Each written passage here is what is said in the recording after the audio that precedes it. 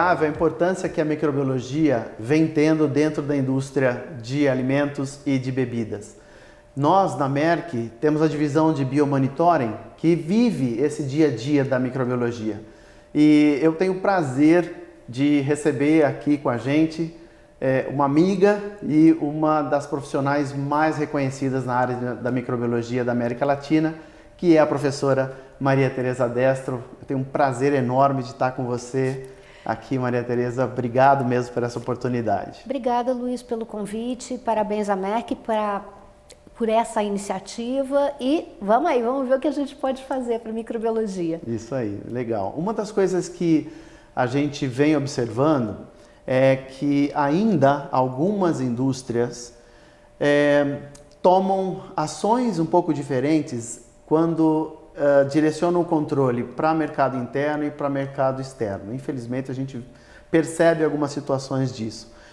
Como é que você vive esse dia a dia? O que você vê isso no mercado? Então, o que a gente nota é que as grandes empresas já não fazem muito isso, porque é muito caro você ter um duplo padrão. Então, manter uma linha para atender um mercado e manter outra linha de processamento fica muito caro. Mas o que é importante é que as empresas sempre se lembrem que o investimento que se faz em inocuidade de um alimento, ele tem que ser encarado como investimento e não como muitas vezes eles pensam em custo. Então, toda vez que tem uma queda de dinheiro, a primeira coisa que se corta é o investimento na prevenção de doença ou de deterioração mesmo. Então, se corta os controles, os monitoramentos e se vai direto para produção só e esquecem desse detalhe.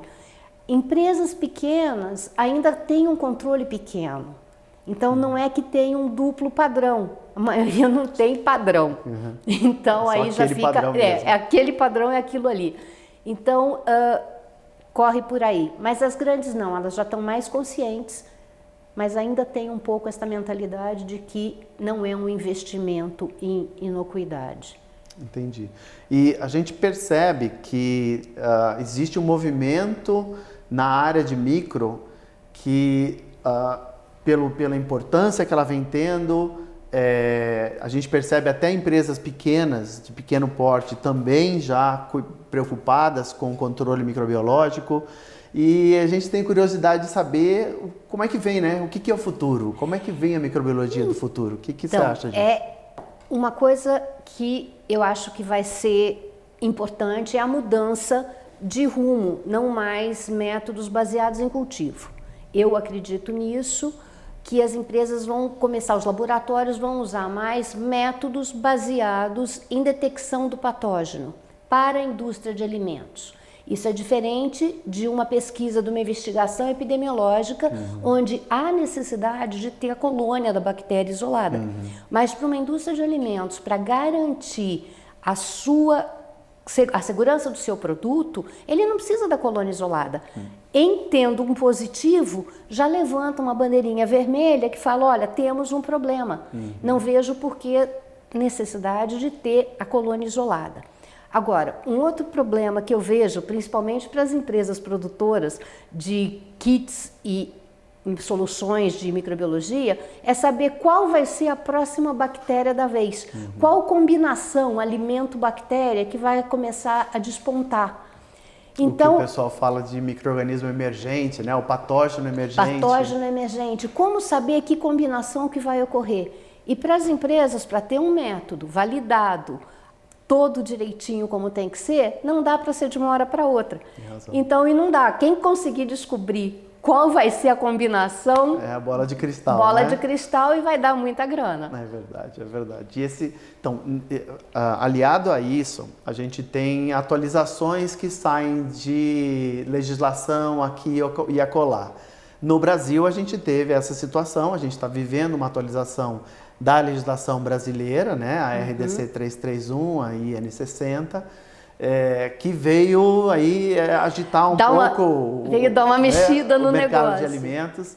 E eu gostaria que você falasse um pouquinho a respeito disso, qual a tua experiência sobre isso. Então, a IN60 ela veio com uma proposta que eu acho muito interessante, que é controlar de verdade, tentar garantir uma melhor segurança para o consumidor. E uma coisa que eu sempre digo, a gente não pode esquecer, todos nós somos consumidores de alimentos. Exatamente. Desde quem produz e nós que compramos no mercado. Então, ela veio com este foco. E a grande diferença dela é que agora você tem, ao invés dos famigerados coliformes totais e fecais, a gente passa a ter E. coli genérica e enterobactérias. Enterobactérias um padrão muito mais rigoroso do que eram os coliformes fecais. Então, esse eu acho que é um marco bastante importante. Aquela mudança que tinha, coliformes termotolerantes, né? Então agora fica muito mais específico e atualizado, né? E também porque coliformes termotolerantes, coliformes fecais, é uma classificação totalmente artificial que não tinha base científica. Então, pelo menos como família Enterobacteriaceae e E. coli genérica, maravilha. E a outra grande mudança que a gente tem é que, a partir dessa publicação da 331, começa a ter um padrão para Listeria monocytogenes. Antes a gente só tinha ausência em queijos de muito alta umidade e agora passa a ter um padrão aceitável para um determinado grupo de alimentos. Então você pode ter até 100 até o último dia útil de validade daquele produto. Exatamente. Então, se você tem um produto que permite a multiplicação do micro-organismo, você não pode liberar na empresa com 100. Isso.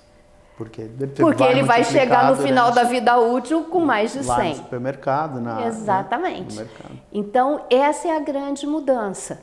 Que a gente tem que lembrar sempre para o pessoal da indústria principalmente, a IN 60 é um padrão para o comércio, não pode ser usada como padrão interno, porque se você libera um produto de acordo com a IN 60, você não garante que até o final da vida útil aquela população de micro-organismo não vai alterar, a não ser que você tenha estudos que mostrem que seu alimento não permite a multiplicação, mas daí você precisa ter base para comprovar. Perfeito. Uma coisa que a gente está percebendo nessa linha, a gente se fala muito de patógenos, né? Só que tem uma outra linha que são os deteriorantes. Então, o que você está vendo a respeito dos deteriorantes? Como que o pessoal está... Existe uma preocupação de busca de deteriorantes? Sim, os deteriorantes são sempre a pedra no sapato, né? Não é bem a minha praia, que eu gosto de patógeno mesmo, mas eles são realmente muito importantes. E as empresas o que têm que fazer é ter o seu monitoramento ambiental separado. O monitoramento de patógenos quando o produto é um produto para risco para patógenos. E monitoramento de deteriorantes. Então, o monitoramento ambiental para deteriorantes. Você produz, por exemplo, uma salsicha embalada a vácuo. Quem é o principal deteriorante? São as láticas. Então, você vai fazer o monitoramento ambiental para as láticas. Se são bebidas, por exemplo, então são as bactérias ácidas, por exemplo. Produtoras de ácidos. Então, você tem que ter o programa de monitoramento específico para evitar o problema. Porque outro dia eu li um negócio que eu achei muito interessante, que diz que 21 onça peso, 28 gramas, né, de prevenção vale mais do que 454 gramas de cura. Então, você fazendo um monitoramento ambiental, você previne e evita ter que correr atrás do estrago que tem. Legal. E então, esse monitoramento ambiental é isso? É suave mesmo, superfície? São esponjas de superfície? Esponja, suave ou aquele paninho, tudo vai depender da superfície que você vai amostrar. Isso eu tenho notado, que as pessoas padronizam. Então a gente só usa lencinho para colher a amostra. Tem áreas que você vai precisar de suave, porque são áreas irregulares e pequenas. Tem áreas que a esponja é muito melhor do que o paninho, tá? Então esse é um ponto. Uma outra coisa que eu tenho observado é que as pessoas estão esquecendo de neutralizar sanitizante. Então vão fazer a amostragem ambiental, colhem essa amostra e colocam ou em salina ou em meio de cultura direto, água peptonada, água peptonada, sem fazer a neutralização. E isso é um erro, porque você vai ter um negativo que pode ser um falso negativo. Então é sempre importante neutralizar. Lembrando que existe uma metodologia ISO específica para amostragem ambiental. Então sigam, não vão pela conversa de um ou de outro. Busquem a informação e sigam de maneira adequada, porque eu tenho visto que isso está acontecendo. Perfeito. Tem aquela situação, o pessoal muitas vezes pergunta, mas por que precisa o neutralizante? Mas é isso, durante o processo de higienização, você vai adicionar neutralizante, você vai adicionar sanitizante. Então, vai haver resíduo desse sanitizante na superfície. É por isso que nós precisamos usar o neutralizante para detectar a presença. Exato, porque o objetivo que a gente tem que lembrar, o objetivo de um monitoramento ambiental é encontrar o problema.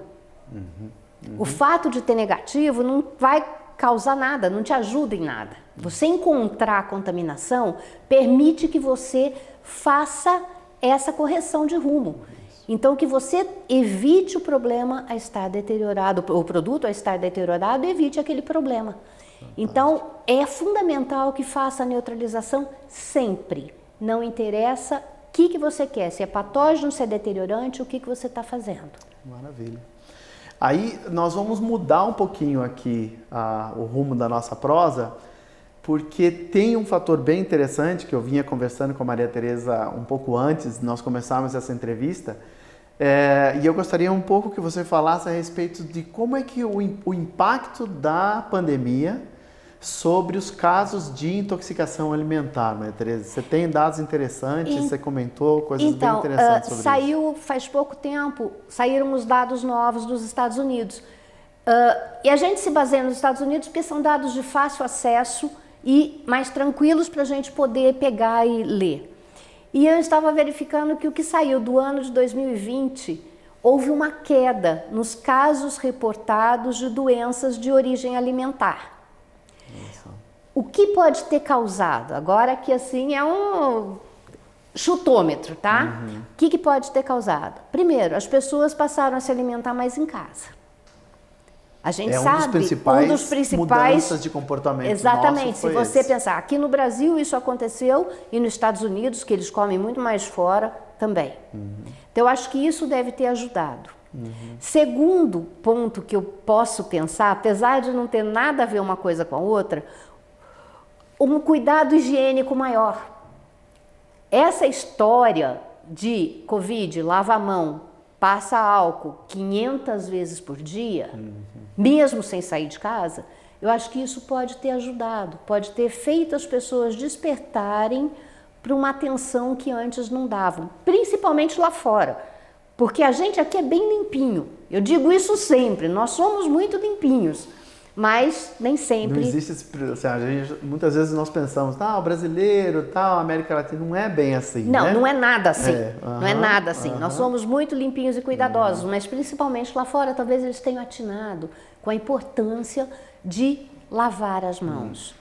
Então isso pode ter ajudado também a reduzir. Olha que impacto incrível, né? Não, e é bom, né? Seria bom se continuasse caindo as doenças de origem alimentar. Exatamente, mas realmente são dados interessantes porque mostram como está diretamente ligado com o consumo de alimentos fora e também com o comportamento de higiene que cada um de nós temos. Boas práticas têm que existir na agricultura, na indústria e em casa.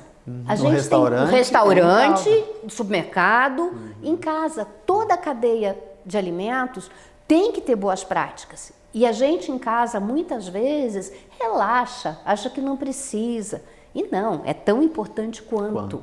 Porque não adianta nada a empresa fazer tudo direitinho, a indústria de alimentos, e você chegar em casa, deixar por conta.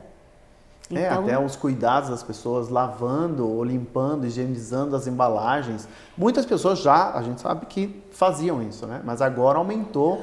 Isso foi quase colocado como rotina, né? Então, teve gente que entrou para esse lado aí. Apesar de a própria FAO, a ICMSF também publicou, mostrando que não tem perigo, que não é um veículo de Covid, a embalagem de alimentos. Não tem nada a ver. Mas... é um cuidado adicional.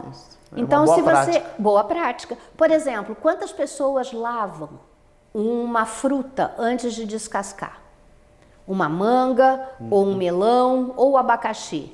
Ninguém. É verdade, poucas Não vai pessoas, comer a né? casca, para que eu vou lavar? Exatamente. Mas agora começa essa preocupação. Não precisa lavar para guardar, é lavar na hora que vai descascar. Vai consumir.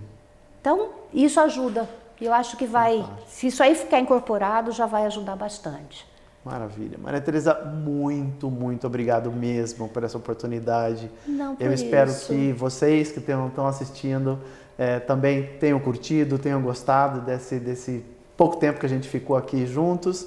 Espero que nós tenhamos mais oportunidades, né, de conversar Com mais vezes a certeza. respeito desses assuntos. E sigam a gente nas redes sociais, nós vamos estar sempre com podcasts ou com essas entrevistas. Então, sigam-nos que nós temos novidades aí mais pra frente. Obrigado.